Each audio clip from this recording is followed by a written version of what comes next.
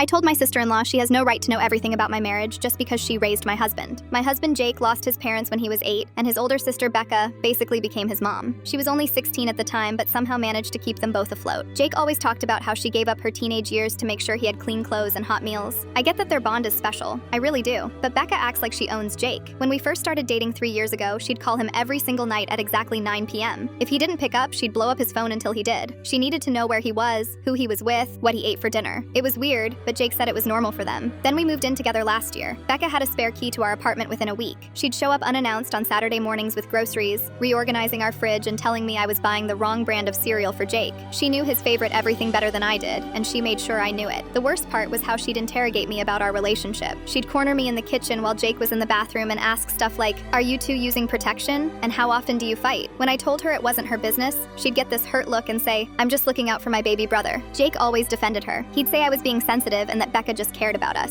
But it got worse after we got engaged 6 months ago. Becca demanded to see our bank statements because she needed to make sure Jake was making smart financial decisions. She wanted to approve our wedding venue, our guest list, even my dress. When I said no to helping pick my wedding dress, she cried to Jake about how I was shutting her out of important moments. Last month was the breaking point. Jake and I had our first real fight about money. Nothing crazy, just normal couple stuff about whether to buy a new couch or save the money. We talked it out and everything was fine. But somehow Becca found out. She called Jake the next day asking a million questions about what happened, if we were okay, if I was being unreasonable with money. Jake told her it was handled and to drop it. She didn't drop it. She showed up at our apartment that night with takeout and flowers, acting like we were getting divorced or something. She kept asking if we needed mediation and offered to help us communicate better, like we were children. That's when I snapped. I looked her dead in the eye and said, "Becca, you have no right to know everything about my marriage just because you raised Jake. We're adults and our relationship is between us." She went completely silent. Then she started crying, not just tearing up, but full-on sobbing. She said I was ungrateful for everything she'd done for Jake, that she sacrificed her whole life for him, and that I was trying to steal him away from her. Jake just sat there looking uncomfortable. He didn't defend me or tell her to back off. He just awkwardly patted her shoulder while she cried about how mean I was being. After she left, Jake was mad at me. He said Becca was just trying to help and that I hurt her feelings for no reason. We didn't talk for 2 days, but then something weird happened. Jake's best friend Ryan came over and heard the whole story. Ryan looked at Jake like he was crazy and said, "Dude, that's not normal. My sister doesn't know anything about my relationship because it's none of her business." That's when it clicked for Jake. He realized that most people don't give their siblings a play-by-play of their marriages. He started thinking about all the times Becca had overstepped and how he'd just accepted it as normal. Jake called Becca the next day and set boundaries. He told her he loved her and appreciated everything she'd done, but that our marriage was private. No more random visits, no more interrogating me, no more demanding details about our fights. Becca freaked out. She accused me of brainwashing Jake and turning him against family. She said I was selfish and that she'd never forgive me for ruining their relationship. But here's the thing, Jake stuck to his guns. For the first time ever, he chose our marriage over keeping Becca happy. He told her she could either respect our boundaries or see less of us.